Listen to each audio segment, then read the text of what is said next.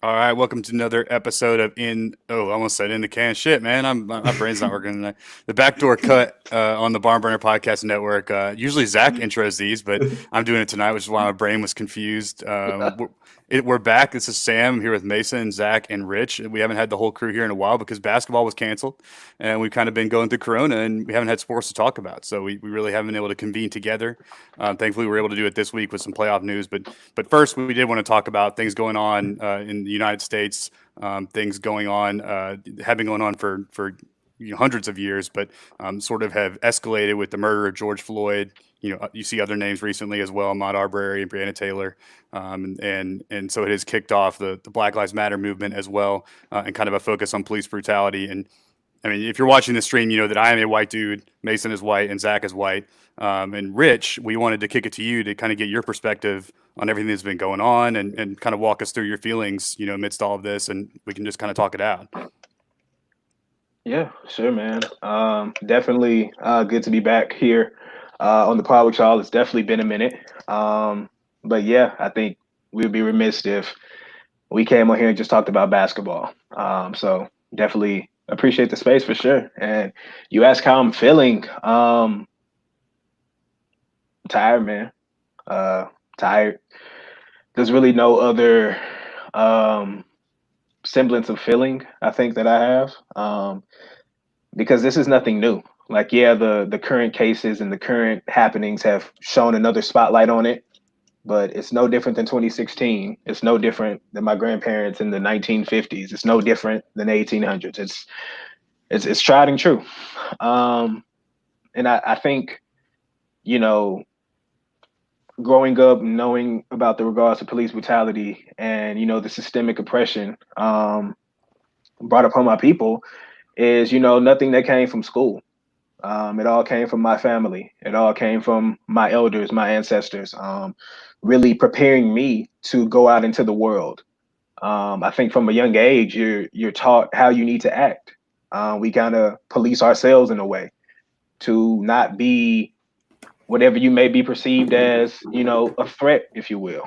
I mean, generally speaking, like y'all might not be able to see me on the pod. I'm a big dude, y'all. For anybody listening, I'm a large man. And so I myself have to always be conscious of not coming off as super intimidating, not coming off as, you know, just super aggressive, if you will. And that's not a fun way to live. I'll tell you that right now. It's not a very open way to live. I know for me personally, like I always go back to babies and puppies, babies and puppies. I think we all know in our country we love babies and puppies, right? When you're on the sidewalk or you're out in the street or you're out somewhere, you make eye contact with a baby. Um, it's like, ooh, cool, all cute, cute and whatnot, man. But if I make eye contact with a baby that doesn't look like me, I have to ignore it because I don't know if the parents of that baby or whoever that baby is with is comfortable with them engaging with me. Same with puppies. Um, if you're in Memphis, you've probably been to Overton Park. You're probably taking your dog somewhere. Don't want to engage with the puppies because I never know. Does this person want me touching their animal? Does this person, are they comfortable in that? And that's, a tough feeling to have. And sometimes it might make you come across as kind of, I want to say standoffish, but it's kind of a shield, if you will, because you don't know if people are comfortable in that space with you. Um, and I really just, you know, think of, how these are one of the only situations when it's concerning black people and Black Lives Matter where things just become so divisive, right? When we had the Boston Marathon, we were all Boston strong. Yeah. When we had Orlando, it was Orlando tough. Yeah. When it's anything, we're all in, right? But when it's Black Lives Matter, oh no, wait. No, but what about, but you can't forget, and it just gets lost in the whole, you know, system of trying to suppress our voices once again. Um, and even if you look at the media now, there are some things taking place because people are angry. I just say that point blank, period. And that's what's kind of being shown. I really appreciate a lot of the athletes today who really use their voices to speak out on this stuff. Um, in particular, definitely LeBron James, who will not just continue being the best basketball player in the world. He's speaks out. And he's a proud black man, and I think a great role model for a lot of us. Um, but it's deeper than just talking about it. Like we have to have these conversations, these dialogues, these uncomfortable truths have to be shared, because it's not enough just to be not racist, right? Oh, I'm not racist. I'm not racist. You have to be anti-racist. You have to acknowledge and understand the systemic things that have been set in place for hundreds of years that have kept my people behind, that have given other people a leg up. It's uncomfortable to discuss, but it's the truth. Would you rather be uncomfortable talking about it or have to live with it? And that's the question I have to ask people, all the time. Just because I myself, as a young professional, um, you know, who will eventually bring a family into this world, bring kids into this world, I'm scared to bring a child into this world. I fear for what that future looks like for my child. You would think if I was a kid thinking back to 2020, I'm like, oh man, it's going to be futuristic. We're going to have hover cars, and that shit just isn't what's happening. It's getting scarier by the day. I want to know when I send my kids out, they're going to come home. You know, I know I'm going to have to give them the talk like I had to talk that was had with me when I was 13, 14 years old. Shit, probably even earlier, by my father, by my mother. How to police yourself, how to not put yourself in a situation. But that stuff means nothing when you fit the description, when you fit the description, when the person who is supposed to be enforcing is seemingly scared of you. All that stuff goes out the window. And it's just the society we live in. And you never want to accept that. I vow to keep working. I vow to keep, being a voice and really, you know, making sure that these things are elevated and amplified. Because especially when you don't have to deal with it every day, it's very easy to get lost in the shuffle. Like for myself, of course, I know our experience, but I grew up in Memphis. I went to Whitehaven High School. I went to HBCU. I've been around black people my whole life. My father lives in the suburbs of Houston, Texas. Going to visit him in the summers was a whole different experience for me. I had to change the way I talked. I had to change the way I spoke, address people. And I think that's a skill we all have to pick up, really, which is otherwise known as code switching, which is known as, just making sure you're doing what you got to do to sustain in this space. And even having to be like that's crazy. It's like two different worlds. But also when you think of a a white person or anybody who is not a person of color, it's very easy to remain in that bubble if you don't have to have interaction with people that don't look like you. You don't have to be a racist. Like you could be a perfectly fine person, but if it doesn't affect your day to day, why would you really care? Why would you go out of your way to bring that into your life? Right. And I think that's one of the main points. Like, how are you, infusing those conversations into your day to day? How are you getting uncomfortable? And I think that's what we have to also ask ourselves every day, because we can see it on the news, we can see it on social media. Oh, it's not right. This isn't okay. But what are you doing, you know, to try and rectify it? We nobody can fix it by themselves, but there's power in people, and allyship is important. And knowing that somebody is there for you, even if they don't look like you, is super important, because we can't do this alone. We've seen how they've kept people that look like me down for 400 plus years. We need other people to get to the finish line. We need other people to achieve these goals. And so, for any listener, I'm going to say you're a huge sports fan, right? You're all on social media blowing up a recruit's timeline when you want them to commit to play ball, right? You're all for the new mixtape that dropped and you're using the lyrics on your Instagram captions, right? All that energy, keep that same energy, man. You know what I'm saying? These people have families, these people have lives. And before anything, we're black first. No matter how much education I receive, no matter how far I go in life, no matter what I accomplish, when somebody sees me from the jump, they see me as black first. And so, how are you ensuring that the society that we have, that we've set up, it's never going to be equal? I can hope, I can pray. My ancestors gave their blood, sweats, tears, and lives to hope for a better future for us. And we're forever indebted to them for that. But I can't be naive and say that we've seen what we want to see, but I hope that it happens. I hope that my children and my children's children are able to see something, see some change. Because we have moved in some positive directions. What I saw from Memphis this past week, outside of all the negative people that try to infiltrate anything positive, I saw unity. I saw some beauty out there. And I saw people coming together because it's one thing that Memphis people rally behind. It's Memphis. Um, and Memphis is black as hell. So it's very hard to not rally behind Memphis because it's a black ass city. So all I ask is, have those uncomfortable conversations. Talk to your people, talk to your families, and just continue to amplify and uplift. And know that when we say Black Lives Matter, if you're saying all lives matter, then I hope that also includes Black lives. Man, That's all I Rich, got. thank you for sharing that. I know that can be easy. I'm sure you've had this conversation over and over again, or similar conversations these last few weeks. And it's just no matter how many times you hear a story like you just told, how or who you hear it from, but just how black men or women have to just think about every little move that we as white guys never have to think about. When we get in our car to drive home from work, our biggest worry is a speeding ticket. Your biggest worry is your life. So it's unfair, and I think you're right in that the black community can't do this alone. We, as the white community and all other communities, got to speak up, got to be there to support you guys and take the lead where we can, especially within our own families.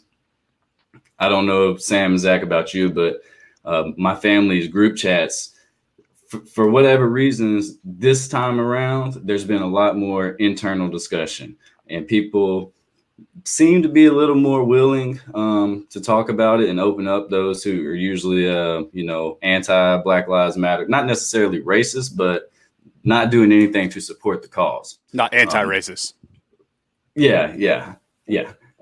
So we got to keep having those conversations.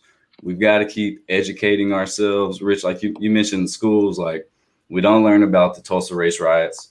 We don't learn about the LA riots in '92 after Rodney King was brutally beaten. All kinds of stuff. Like, will they learn about Ferguson? Will they learn about Trayvon Martin? They're probably not right now, unless they just got a fucking good ass teacher who's willing to, break outside of the state curriculum, which, I mean, that's a whole nother issue that we don't need to talk about. But Yeah. As white people, I think we just got to acknowledge our white privilege, because, I mean, it's not our fault, but we have to be willing to admit that it is there and that other people don't have that same privilege. Because it's not a black person's fault that they were born black. Like, it's just not fair to them that we get a privilege and they don't. Man, I got a lot to say, but Sam and Zach, I'll kick it to y'all if y'all want to jump in right now. Yeah, I mean, one of the first protests marched down Main Street down from the Martin Luther King Museum. They at the Lorraine Motel and marched down. I live on Main Street, so I was kind of in the middle of it. And we came into my apartment as everyone was walking by, and in my condo building, there is a young black family that lives here. It's a son's probably, I don't know, I'm bad at this. He's anywhere from 5 to 8. Just a little black boy, cute as hell, always really nice, always loves our dog, and but they just moved in the past year or so. So the mom and the son were sitting at the condo door with it open and watching everyone march by and, yell, "I can't breathe," and had the signs and completely mixed, every race and creed was represented, it seemed, just from what I saw. And as we walked in, we heard the son ask the mom, "What are they marching about? What are they yelling about?"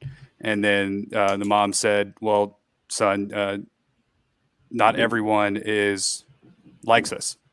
Some people don't like us because of the color of our skin, and some people treat us differently, and because of that, sometimes people get hurt."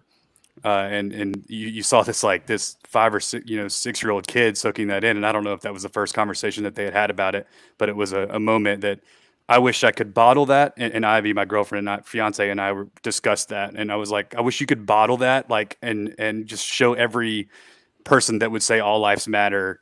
You know, like you wish you could bottle those little life moments that you might otherwise have not have seen if you just weren't around, if you just had, you know, if you just stayed out in certain parts of the city and didn't get out and see things or experience things. That was just like a really moving moment personally that I've experienced amidst all of this. Yeah, and let me just jump in right there. If you're one of those people who your response to Black Lives Matter is all lives matter, like you just don't want to get it and you're showing your true colors. Like Yep. that's blatantly disrespectful and fuck you. Yeah, I mean, but that was just a little moment that you wish that everyone could experience and understand what that the issue is not. The issue is not like an exclusion of every other race. That it is just explaining what's going on. And it isn't talked about enough. And I think it's been said, but as white people, like to be allies is to just shut up and listen and be willing to have the conversations and talk to our peers about it, and kind of promulgate all the ideas that we know are right. But Zach, I don't know if you had anything to say about it, but I have a few more questions, kind of. Yeah. So one thing that I saw, one article was talking about like how white people, it's so easy to stay in your bubble.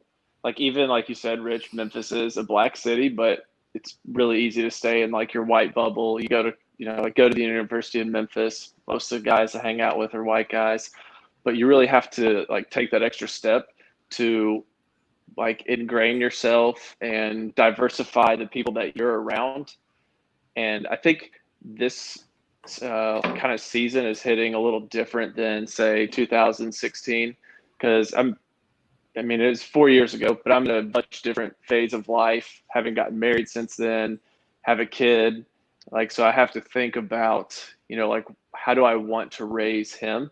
And like, what kind of values do I want to instill in him that everyone, deserves the same love and respect, regardless of, where they came from, their skin color, their story.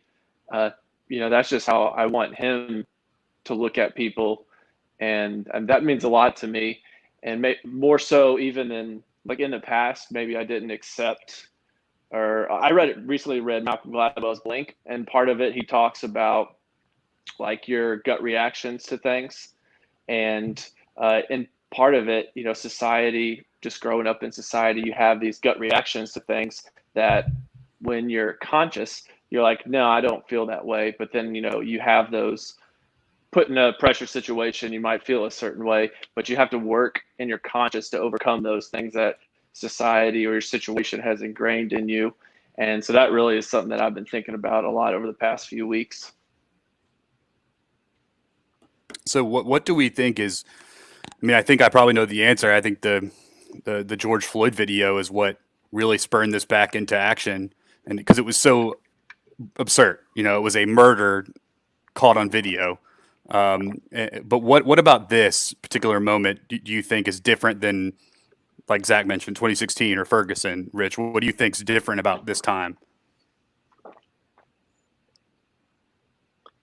I think one, it's just the time since then. I mean, we've always been divisive, but they're even more so divisive now, given our leadership.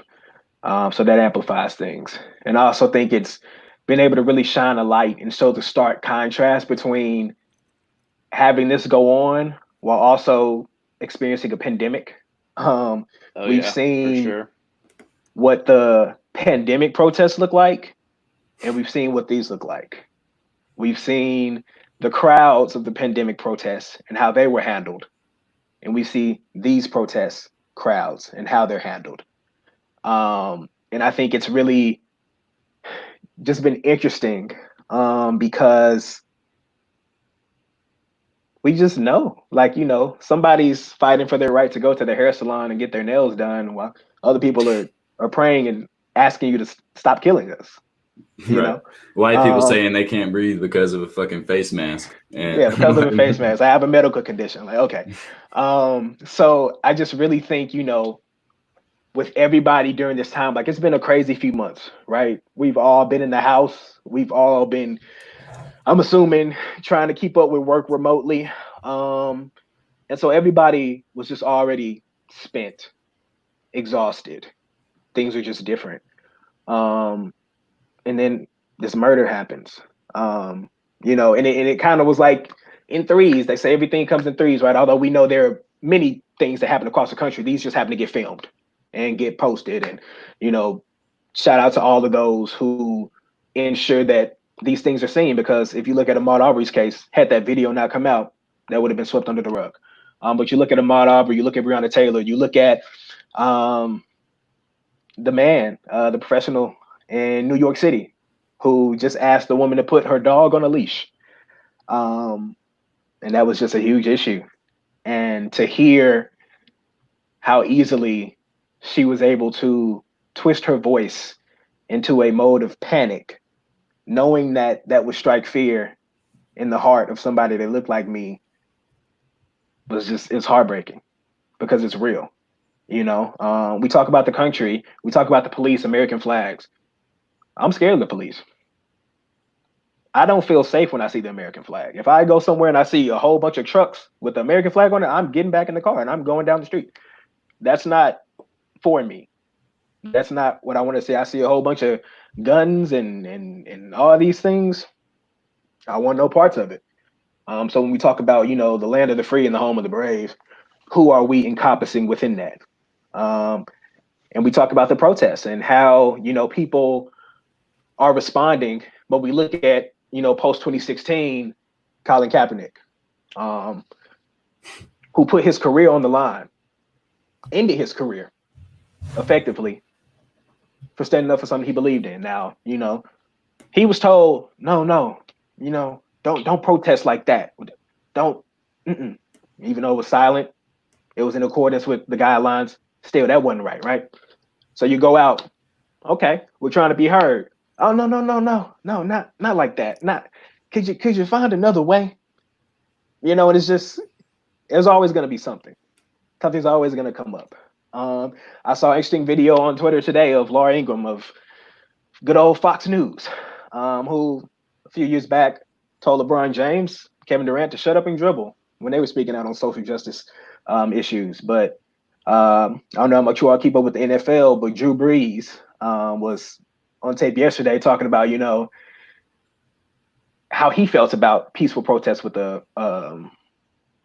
American flag and the national anthem, etc. And she said, well, he's an individual. He has an opinion. We can't fault him for that, and somebody put him on a loop. And it's just, it's nothing we didn't know already, but it's just interesting for people to see. Because that's really how it is in society a lot. There's just so much divisiveness. There's so much it's just a lot. It's just a lot. You look at locker rooms, you look at sports, it's just, you can play a sport with somebody. And we see these guys and we assume like they're just cool, but we know how large teams are, man. You can pass somebody a ball or hand it off to them. That doesn't mean that y'all are having Christmas dinner together. Yeah. That doesn't mean that y'all are, best friends. Drew Brees is talking about, honoring his grandparents, grandfathers, full respect. I get it, World War II. But I had ancestors who fought in that war too. My grandfather, when he fought in that war, he came back here. There was no heroes welcome. There was no red carpet. He came back to the same segregation and civil rights injustices after putting his life on the line for this country that didn't even love him. Doesn't even love us. So don't talk to me about war and the flag. It was never about that. It's never been about that. You made it about that. And I just think 2016 was tough, right? But we were thinking, maybe some strides were being made. So I think when 2020 hit, it's just like, damn, there's a lot more work to be done. But, as I stated earlier, it's going to take a lot of help and a lot of people to get there.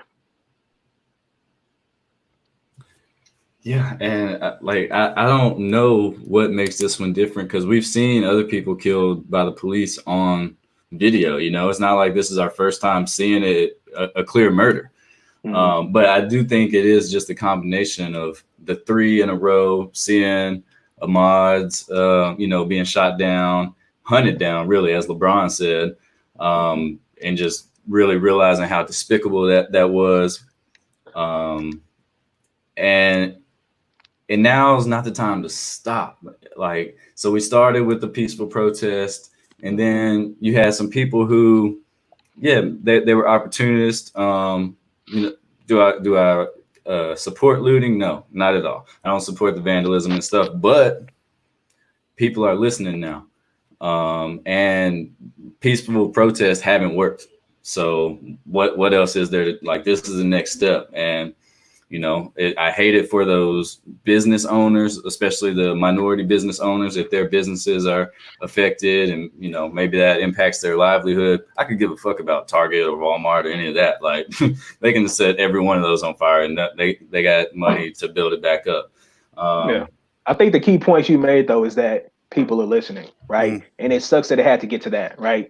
Because the stores got involved and the looting got involved. Like, we don't care about small businesses when gentrification happens. We don't talk about it. Moving minority-owned businesses out so we can build deluxe condos and move other people in. We don't talk about, small businesses when white flight happens, when people of color move into a community and white people, moved on elsewhere. That's been going on for years. I grew up in Whitehaven, right? Whitehaven used to be all white. Whitehaven, it's called Black Haven for a reason, right? And that's, we didn't push anybody out. They saw us coming, so they left. And so we don't talk about how that affects those businesses in that regard. So it's just always interesting when all these things come up. They're going to find something. People are going to find something to hang their hat on, right? Even on my personal social media, people who I saw were eerily silent about everything going on. But once the looting started, I was seeing my news feed was pot. Oh, how? Oh my God! Wow! How? You read and react accordingly. Cool. I see the energy. And you're not surprised. Sometimes it's disappointing. I will say that it is disappointing, but we've had to have tough skin for as long as I can remember. So it's just something that you have to keep on going through because there are just always going to be people who just aren't going to get it. And I think that's the harsh truth.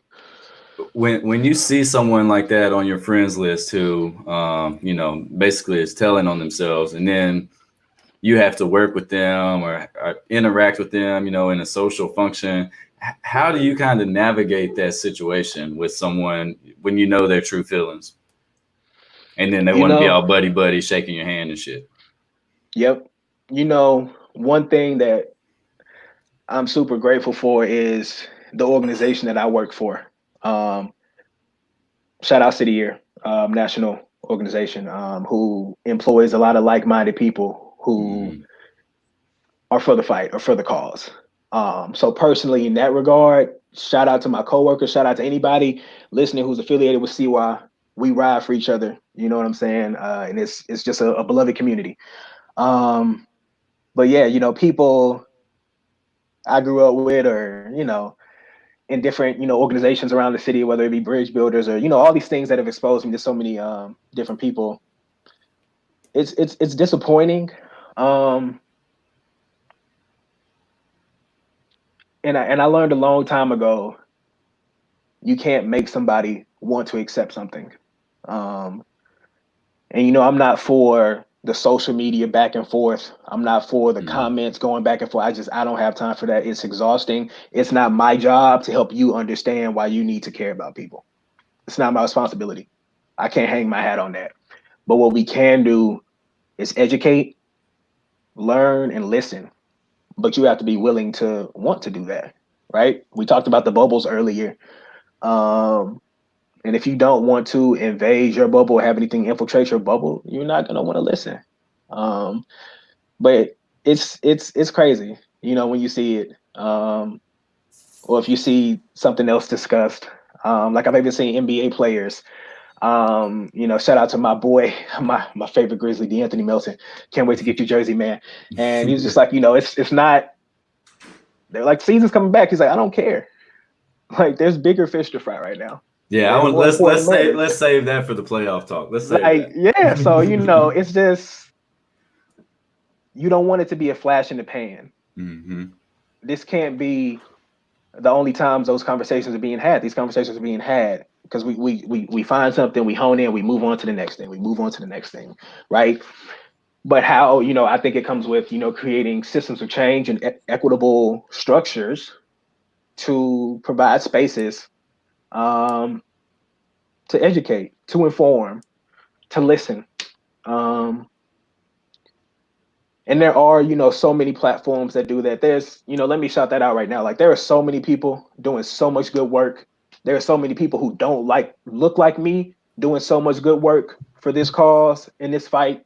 And just we see you, we appreciate you, because it's important. But it's yeah, Mason, it's wild, but I've muted a few people. I haven't unfriended yet. I haven't been in my petty bag yet, but definitely some mutes have been flying off. So I went the unfriend route with a few people, but I need to keep some of them on my timeline just because I like to know how the other side's thinking. I just like to see the absurd shit that they say at times. That's real. But back to the change that I was mentioning that we're seeing. LA Mayor Garcetti announced that they were not donating, but moving $250 million that they were going to put into the Black community through businesses, youth programs, health programs, and some of that budget, I think $150 million was coming from the police's budget. Yeah.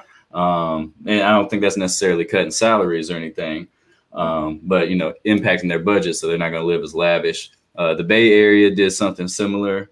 We saw the Atlanta cops who pulled the college students out of their vehicles. They've been charged. We've seen these other 3 officers who were involved in the George Floyd murder be charged. We don't know with what yet, but still, when we saw the Breonna Taylor case, I think I saw that today that it's been reopened. Yeah. So now is not the time to stop, and as the white people who are invested in this cause, we got to realize that our Black brothers and sisters are tired. Like you said, Rich, I can't tell you how many people that I call good friends have echoed those words to me, just saying, man, I'm tired. So it's our time to help not let this torch go out, continue the conversations, continue to move forward. Know who we're voting for, what they stand for, how it impacts all sides, and then make a educated decision on how you really want to vote, and think about how it impacts not only your community but other communities. Shop at Black and minority-owned businesses, especially coming off this pandemic. You're probably gonna find a good restaurant, right? Let's be real. That you haven't been to yet. Yeah. But yeah, Zach and Sam, y'all got anything? Yeah, so the officers with the Floyd, the Chauvin, the murderer himself was charged with second-degree murder, and the 3 other cops were charged with aiding and abetting. So second-degree murder is that with the actual intent to kill. So that's more intense than what he was charged with before, which was manslaughter, which is obviously the sentences are drastically different. So that was a good sign to see that actually upgraded, and like they're going to prosecute with teeth instead of, hey, we're all cops here, and then wink, wink with the judge who, all that kind of bullshit that's happened in the court system that I've seen. That there's a whole other side. It's like The Wire. Each season's like a different element of all this bullshit. But in my profession, I've been uniquely encountered it, I guess. And I don't even do criminal law, but I know about it. So I've read a lot of good shit during all this, and it's one of my favorite parts is like all the stuff's kind of popped up. Like, hey, look at all this, and it's like this wealth of cool stuff to read.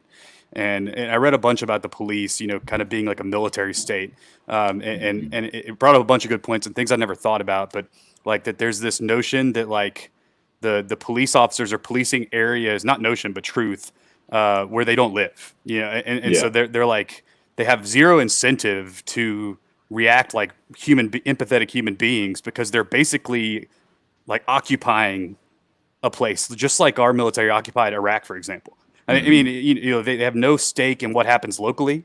You know, a lot of those those troops, you know, didn't care about collateral damage. You know, not all of them, of course, but I think that matters. And for example, I read this article about New York City where the city requires police to have a domicile in the city. But a lot of cops were living in suburbs and saying, oh, you know, having a mailbox or whatever in New York, but commuting into the city to police it. So that right there is a bad thing. You don't want your people that are upholding the law to have no stake in the community. That's very important, I think, is for people to be amongst themselves. I don't know how you fix that, but that was like something that was like, oh yeah, like that makes sense, and it's awful. Well, I mean, that's you know, that's what the police union, the mayor, your city council members. Right. So when I'm talking about voting, that's what I'm Local, talking vote about. local, man. Yeah, Yeah. that's how you make the adjustments in your communities, like your actual city, your municipality. Even in Memphis, you got Bartlett, you got Collierville, Germantown. Those are all individually municipalities that have their own board of government. Yeah, police forces should be required to have at least a certain percentage of black officers per black residents. You know, so but we just got to be vocal. Send those letters when you get the emails from change.org. Sign the petitions. You know, that's the only way we're going to be heard. It's not all just, you know, on your social media Twitter feed. Yeah, a lot of and Memphis is good. Memphis has a body cam requirement, and they've banned chokeholds. So they've actually made steps to, you know, locally change the way the police handle things. I don't think there's a mandatory de-escalation training. That's another like tangible step that you can move your local government to incorporate. And then a, you know, warning before violent action and all that sort of stuff that, you know, you make police do their job better. I mean, every profession requires excellence. Like if you're a bad lawyer, you get malpractice. If you're a bad doctor, you get your ass sued off. I see it all the time. I mean, but police officers, not only do they not get held accountable, but a lot of times things are swept under the rug and they get away with things that even the ordinary citizen wouldn't. So that just can't be the case. So that's something that I've focused on. And so there are places you can donate, a lot of great places. Rich, I'm sure, knows a million. I've chosen to donate to the local bail fund, the Mid-South Black Lives Matter bail fund, just because I wanted to donate locally and kind of affect the community in which I live in. And there's no bad place to donate your money, but you know, what else have you heard, Rich, or what are some other good, you know, kind of initiatives to pursue? Yeah, I mean, there's just, you know, there's a plethora, man. Just online, staying informed. Like you said, like the bail fund's great, but locally for sure. There's so many national things because, like you said, in every profession, like we have to perform. Like I have a performance review. I know that. And if it isn't Yeah, good, man. I don't think I would be working. And you know, it's just tough because oftentimes the ones that are committing the crimes are the ones filling out the reports, Yeah. and of course, it's not going to be what it seems.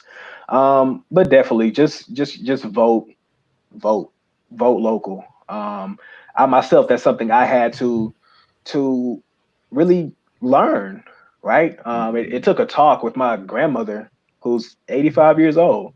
You know, I think there was a moment we were having some election. I was like, oh, I don't think I'm going to make it today.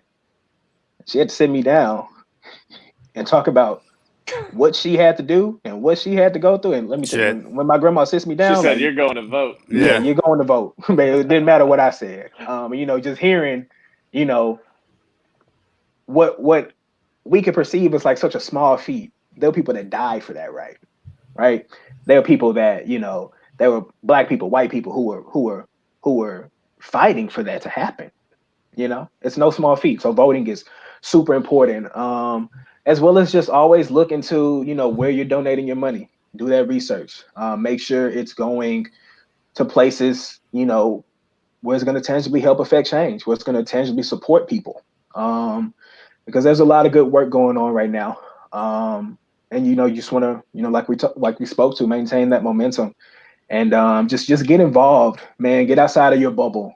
I know we all work. I know we all do different things, but you know, go volunteer somewhere. Go coach somewhere. I know, Zach, you were a coach like this past year, weren't you?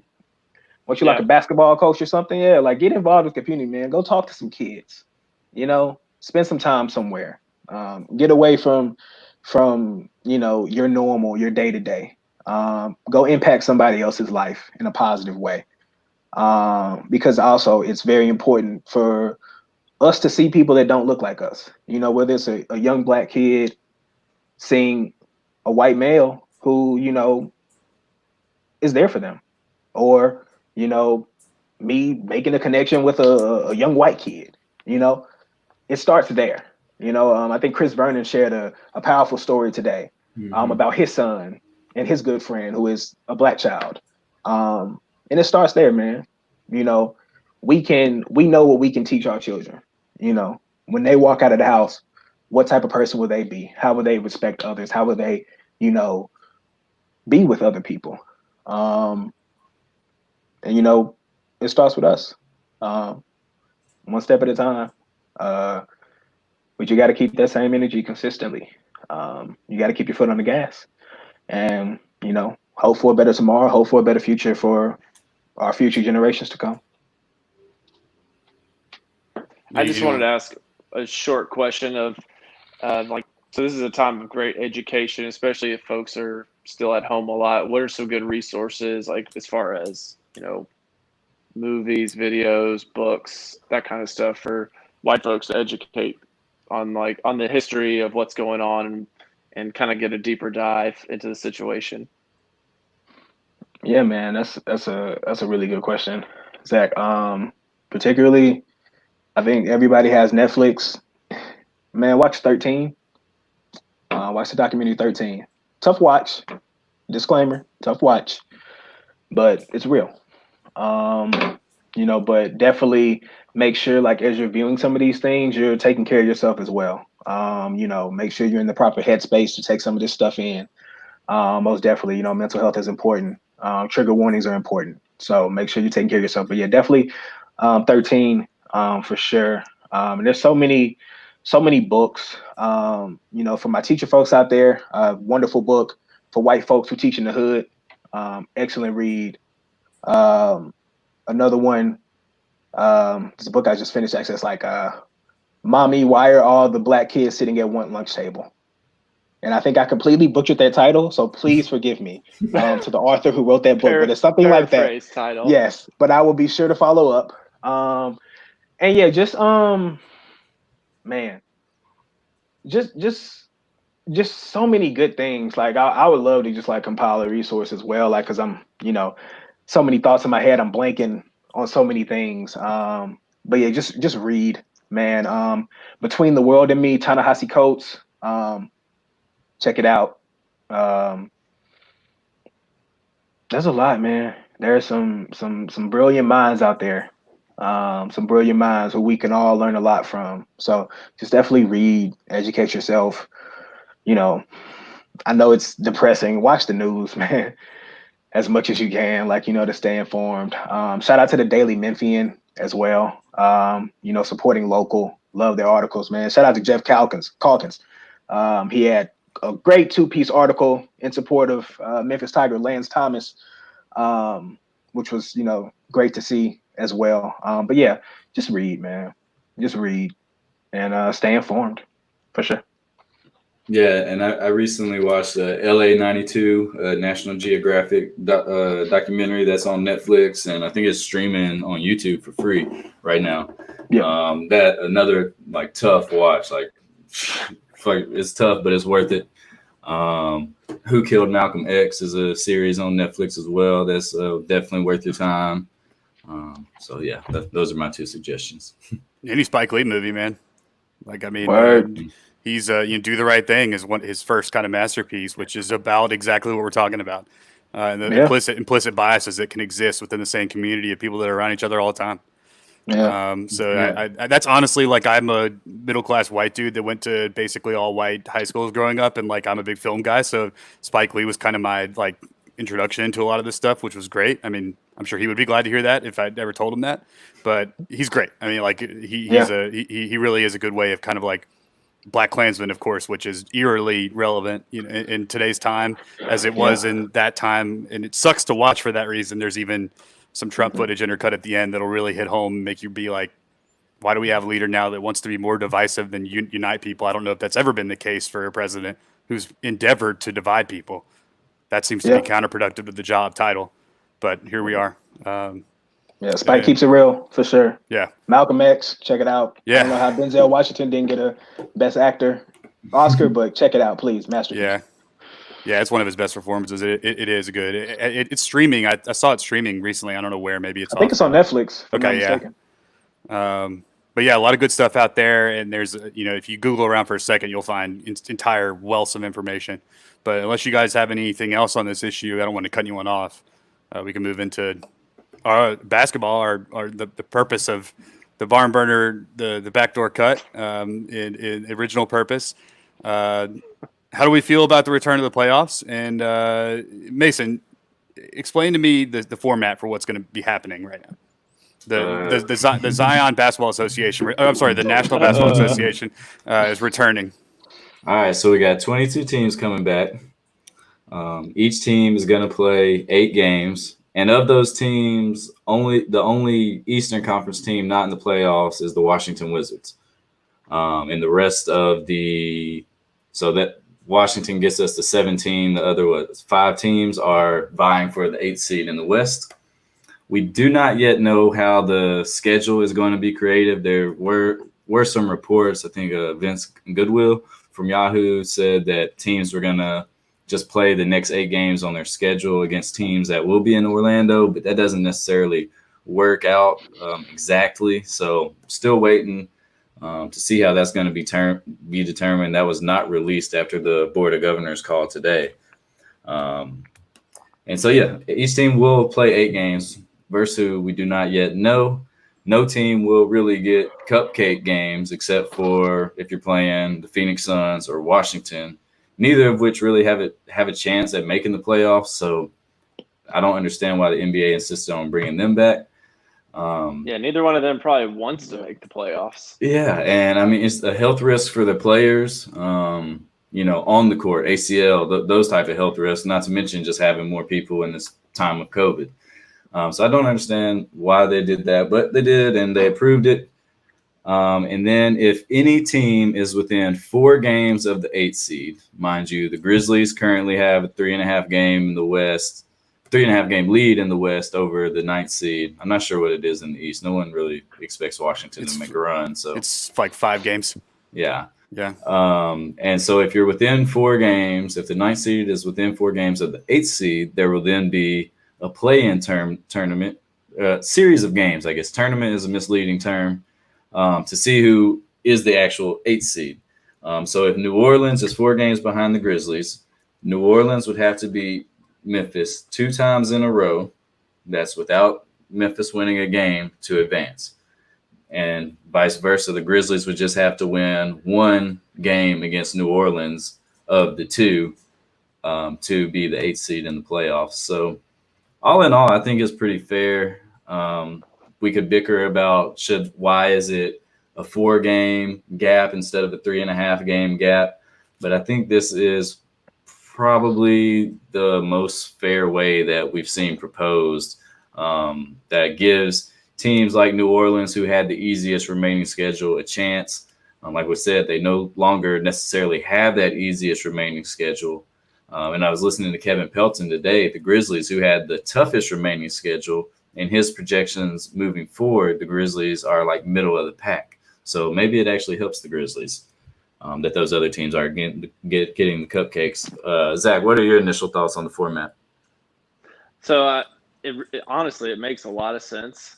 And, everyone was throwing out these really grandiose ideas. Zach Lowe had some like super duper algebra problem equation that he put together for like 7 teams and then a 3-game playoff, all that kind of crazy stuff. But really the simple version seems to be pretty good. And it really, I think it's fair for Memphis. It maybe even benefits them a little bit. Like you mentioned with the scheduling, everyone else's schedule is going to kind of flatten out and kind of come to the middle. I mean, ours couldn't get any harder, I guess, but everyone else's is getting a little harder. So it's kind of bringing everyone a little bit together, and we still really control our own destiny. I think Harrington did some math. If the Grizzlies go 5-3, then they can't be caught and they'll finish with the 8th seed, which would give them the advantage in that bracket, 8th, 9th playoff mini series. So I think it comes down to Memphis has to win games, but they were going to have to win games anyway. I think I'd almost rather see this than them just go straight to, from a pure basketball perspective and like NBA perspective, I'd rather see this format than just taking the top 16 and going straight into the playoffs. I think this is more for fans, like what's the appetite a little bit more. I suppose it does kind of make you like feel like the Grizzlies earned it a little more, at least on a national level. I think I polled the Grizzlies fans and like only 100 something people responded, but we're largely Grizzlies fans. They wanted it to be straight up 16 teams, like we just start the playoffs tomorrow, of course, because that would guarantee us the 8th seed. And then I also polled, what would be the most satisfying result now that we know what's going to happen. And they all said that we just get the 8th seed outright, that we don't have to play in that play-in game or whatever. So I think Grizzlies fans don't want drama. They just kind of want to get in the playoffs and have that Lakers series, which I get. I mean, intrinsically as a fan, I feel that way as well. But something that, like, I think there's a couple fallacies in play. Like, I think the hardest remaining schedule versus easiest remaining schedule. Have y'all ever heard of that being talked about as much as it is about, like, the Grizzlies and the Pelicans? I feel like I think it is, yeah. Yeah. Okay. Yeah. I that's never something that, like, I know people have discussed like stretches, but something that isn't talked about is that the hardest remaining schedule means road games against good teams. And at the end of the season, a lot of times like good teams have already solidified their playoff spots and are just kind of resting guys, and so it actually is better to catch teams like that at the end of the season. Meanwhile, the Pelicans, who had the quote-unquote easiest remaining schedule, was also against a lot of those teams vying for playoff position, that were vying for the 8th seed anyway. So I think it's a little bit of a misnomer to say, and also it's NBA basketball. Anyone could beat anyone on any given night, and I think we're like attributing too much to the rest of the games. Especially because the Pelicans haven't been good. They weren't even good when they had Zion. They were playing 500 ball. I just don't understand it. I mean, I understand it because it's a business, but like this is just such blatant marketing that it's like hard to not take offense to it. Especially as a fan of the team that's getting shoved underneath the rug with it. But I think that this like particular format is like it makes the Grizzlies earn the 8th seed 3 times, and this is something that Windhorst said was like they had to earn it during the regular season through 65 games. Now they're going to have to stay in the 8th seed by winning enough games to stay there. Then they have to beat whoever the 9 seed is to keep it, and then play the Lakers. So, like, I mean, there's been no team historically that's ever had to do that much work to, keep the 8th seed. But I mean, it is objectively probably the most fair outcome. I mean, I think the most fair would have been like that's totally devoid of any sort of emotion or any sort of we need more money because we need Zion there is just 16 teams just say, dude, a fucking pandemic happened and like we can't do anything about it. This isn't like a normal situation. We realize that there was a rest of the season to be played and maybe the Pelicans could have caught them and blah, blah, blah. But this happened and sorry, like there's next year. So you can say that they have to earn it 3 times, but they still will play less games than they would have through a regular season. And I don't think the players would have agreed to go directly to the playoffs because these regular season games or seeding games are bringing $300 million to the player contracts. So instead of taking a 40% pay cut for the rest of the season, they'll only be taking a 10% pay cut on the games missed. So I think that had a big impact on. For sure. There's financial implications. Yeah, there's a lot more to it than just that, for sure. And it's probably the best decision. I mean, Adam Silver's only made good decisions, it seems like. But here we are, and what do you think, Rich? What do you think of the way it's worked out? I mean, it's telling. I mean, just like y'all said, the blatant marketing is just crazy. Like, I think NBA on ESPN released a graphic today. Like, the NBA is back, and it was like the logo with all these players going to Orlando in it. And literally, some teams had multiple representatives. Some teams had one. The Grizzlies had none. Like, there were like 50 players in this graphic. Wow. Not one Grizzly. I'm just like, come on, man. Like, I'm literally, screenshot it, pulling it up further on my phone, making sure I'm not missing anybody. Trying to find like a little baby Ja in the corner there or something. Like somebody, damn, did Ja get a haircut? Like nothing. I saw nobody. And so, I'm just very intrigued. Like, this is, of course, is something that's never happened before. And, I think the Grizzlies, our city in general, always has a chip on his shoulder, and we're led now by a point guard who has a humongous chip on his shoulder. And I think Ja hears it. Like he knows what the NBA wants, and I got full faith in the Grizz, man. Like, they're young, they're hungry. I feel like they'll be able to onboard a little quicker, given that we don't have a veteran laden team. I hope Anthony Tolliver's doing all right though. I know he's like 40. And so, The just longest 10 day ever, by the way. man, longest 10-day ever. I hope he was still getting paid.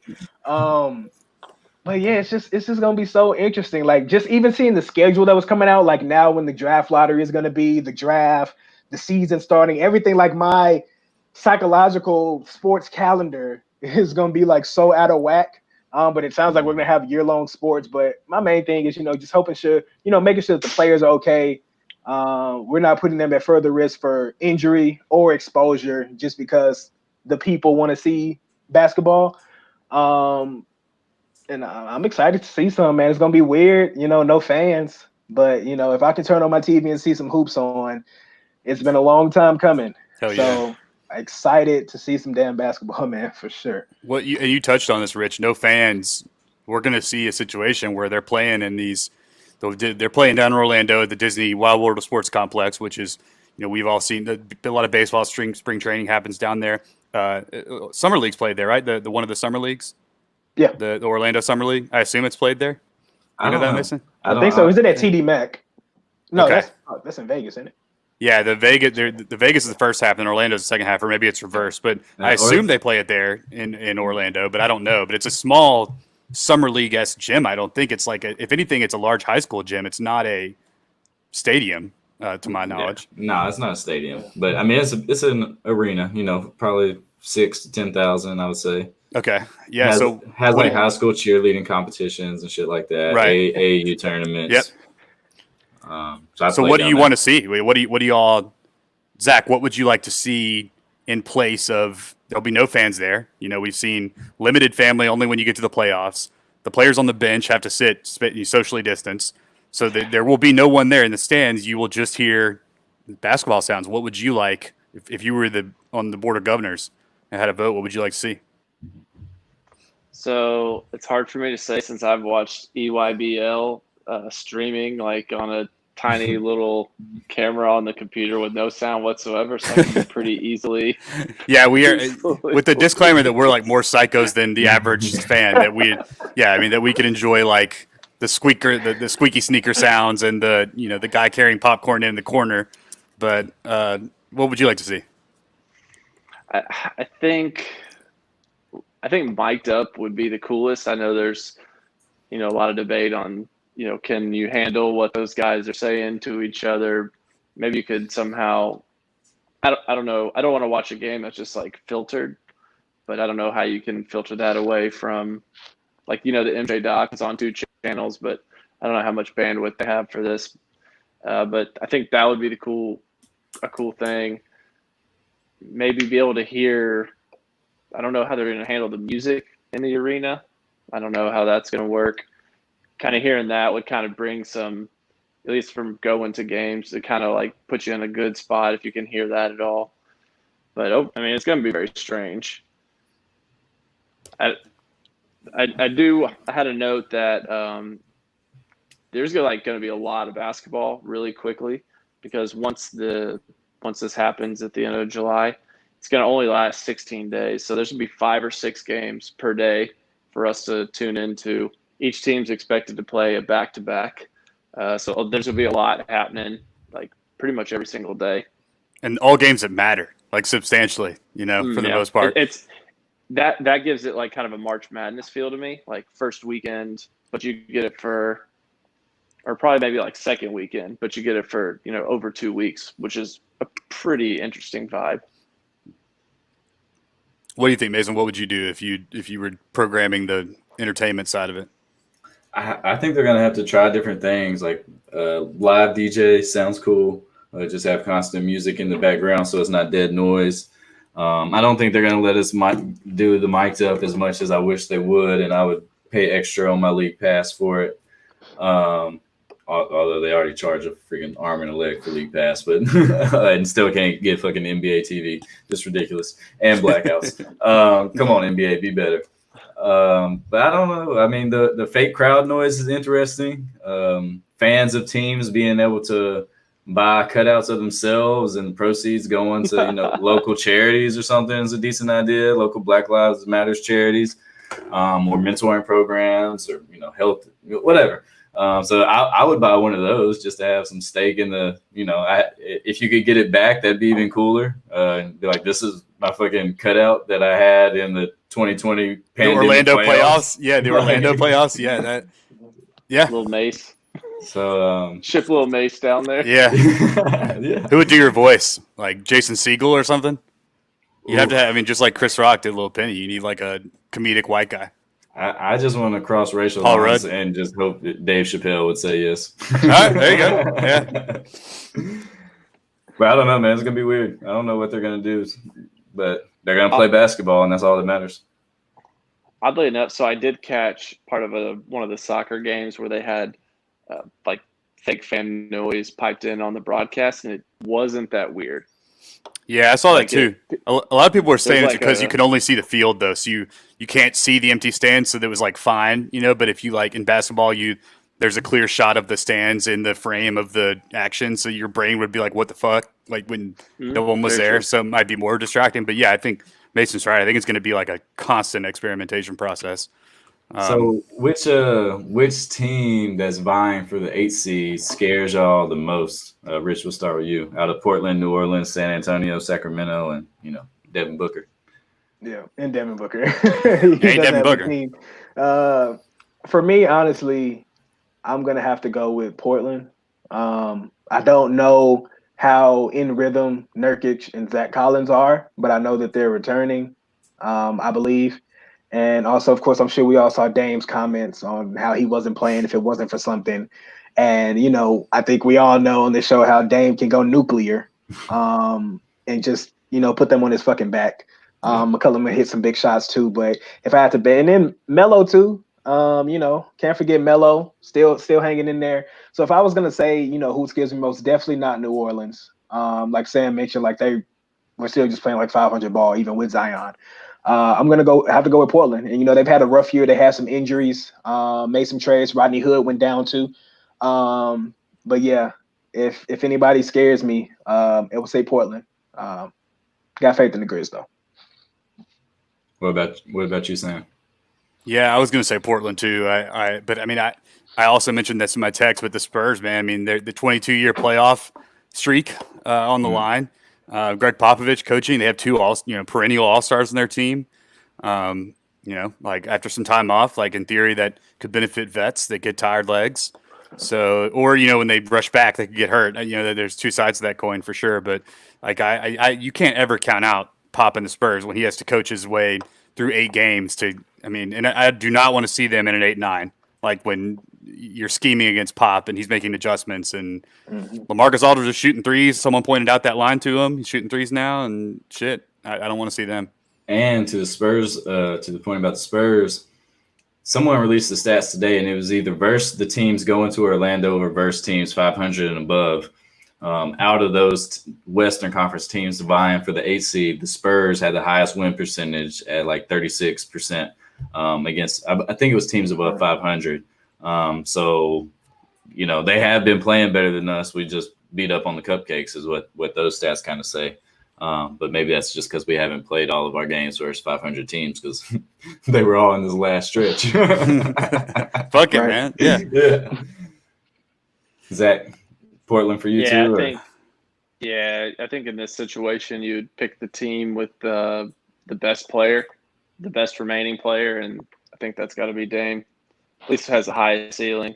I don't want to see Zion's getting the whistle though, too, man. I don't want to see Zion getting that whistle and assuredly and already getting that probably LeBron superstar whistle in any sort of do or die scenario. I'm not excited about that either. I mean, we don't know how in shape any of these guys are going to be. We do. Woj told us that Zion's actually in impeccable shape. He's like, randomly. He's in Olympic sprinter shape. Carved from mid training with Usain Bolt. Yeah, exactly. Swimming with Michael Phelps. If I didn't already think so highly of Woj, I would have been like, "Who's this guy? Like, what kind of comment is that?" It was so weird, dude. Like it's so weird. It was the weirdest thing. He got paid to leak that. Yeah, dude, that was like straight up like cash in an envelope, like just for a little Zion plug.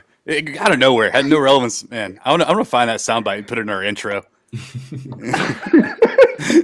I think this format benefits the Clippers more than anyone else because now they don't have to play the Lakers for 7 straight home games in Staples Center. For sure. And Kawhi is basically a robot, and it doesn't matter where he plays. So.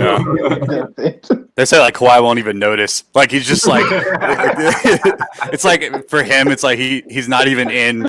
Like he's just flying to Orlando to play the Magic, basically, and they just like shuffle him into the stadium and take the blindfold off and crank him up, and just he goes out there. It kind of hurts Philly. Philly's been awesome at home, and obviously they haven't played any neutral site games, but they were shitty on the road. So it's going to be interesting to see how that plays out. I did the draft thing is interesting too. Is that like so? If the Grizzlies, who are currently at 8, fall out of the 8 seed, even if they get beat by the 9 seed in the play-in, then they're in the lottery. So it's ultimately where you end up, not. You get what I'm saying, but it's not like where you can't because no one can play out the rest of the games and we can't finalize records. It's not frozen from March 11th. Right. These will count, and so also interesting. The Suns and Wizards, if they don't win a game and they end up with a worse record than teams that weren't in Orlando, how is that gonna affect their odds? They're basically frozen, I think. Like. In terms of the wins can only help them get into the playoffs, but the losses don't hurt their losing percentage, hurt their winning percentage to drop them below those teams. Okay. So it's wild. I mean, but the NBA released a statement about all this, and it was like reading like a LSAT, like a law school admission question. I was like, I don't even want to look at that. Yeah, I was like, I'll just read the Hollinger article tomorrow about it, when he breaks it down. But some of the advantages for the home teams were interesting too. I don't know if y'all saw that article about. Oh, those were shitty. Yeah, about like the funniest one was picking your hotel to me. Like they would do a hotel draft and they should televise that. I mean, it'd be fascinating to hear what players prioritize. I mean, probably good fucking room service. It is. That's gonna be fucking interesting too. Who you're bringing with you. Like you have some players who have families, spouses, kids. You have some players who are bachelors who are 20 years old. Right. Like our entire if team. You bring your significant other. Do they have to be your wife? Or can your girlfriend come? Who is Dylan Brooks? It's bringing? crazy.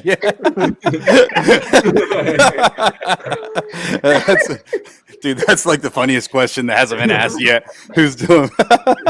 Who's Dylan Brooks bringing, man? Who's gonna be quarantining with him?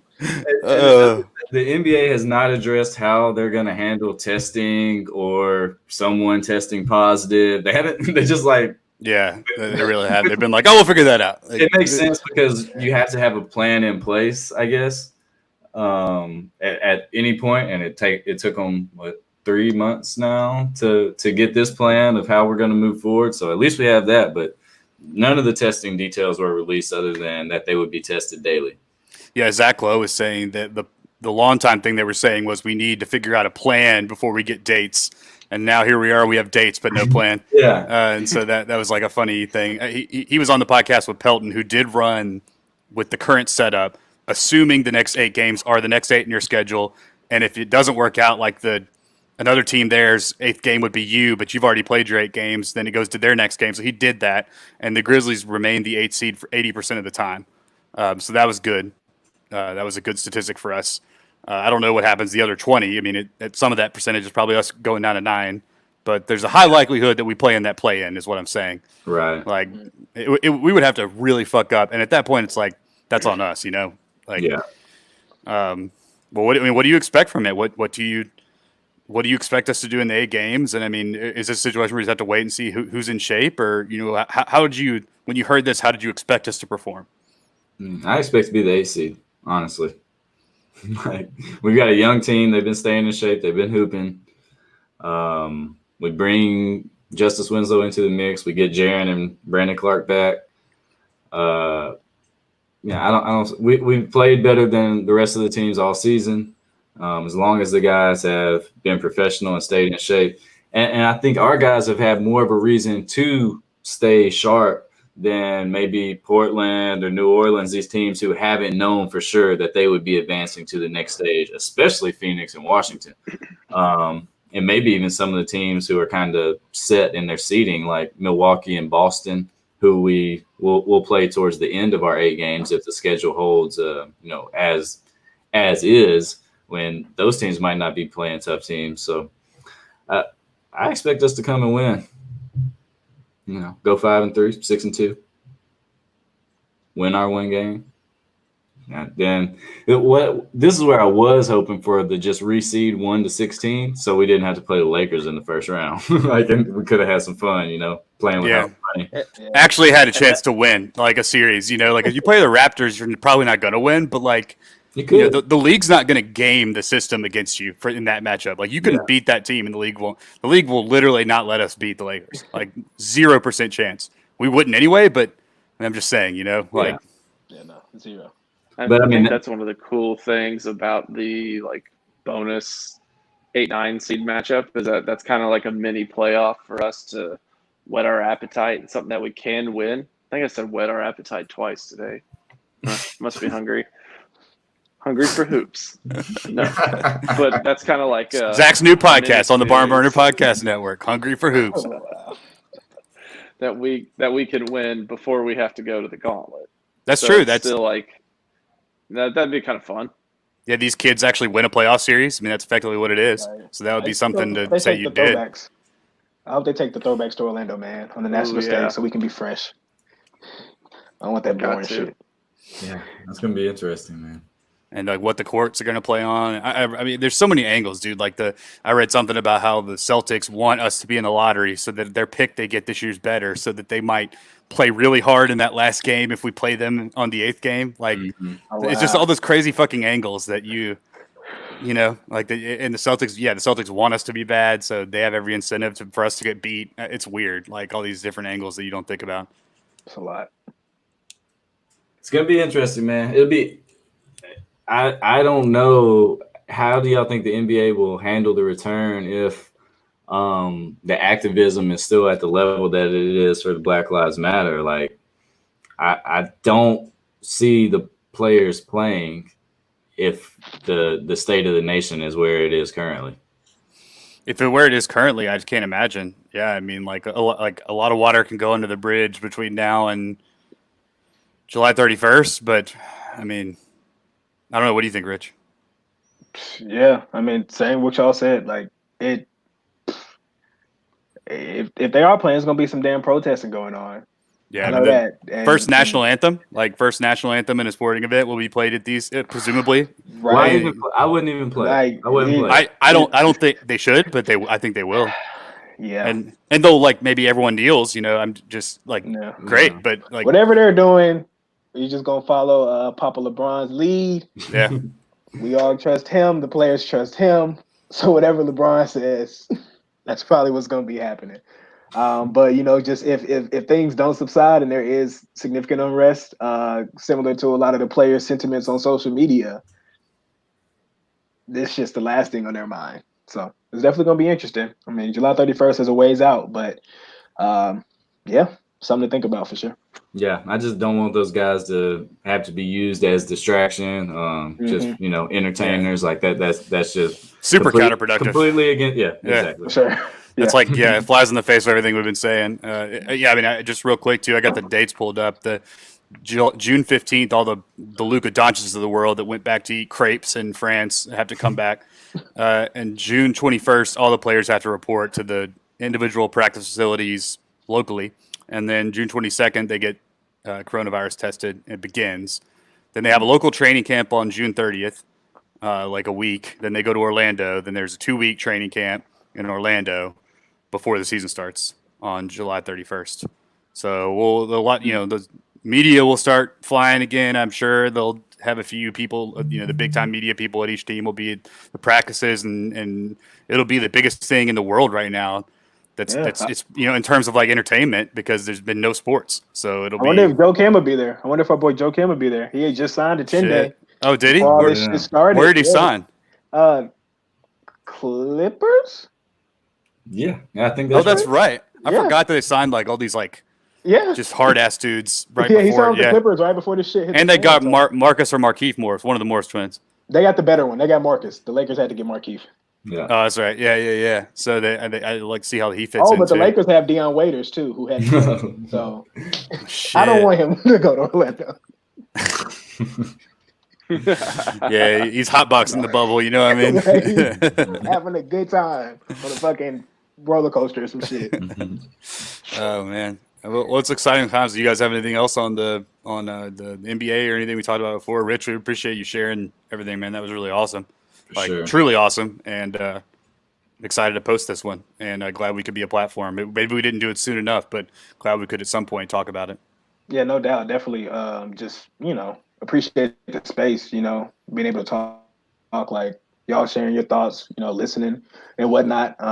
It's not always like this. So definitely appreciate this space and, looking forward to getting it up too. Cool. Anytime, man. You always got a platform at Barnburner, so. Appreciate it. I'll wear my shirt next time. Yes, sir.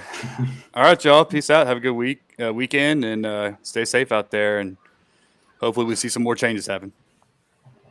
Yes, sir. Later. Peace, y'all.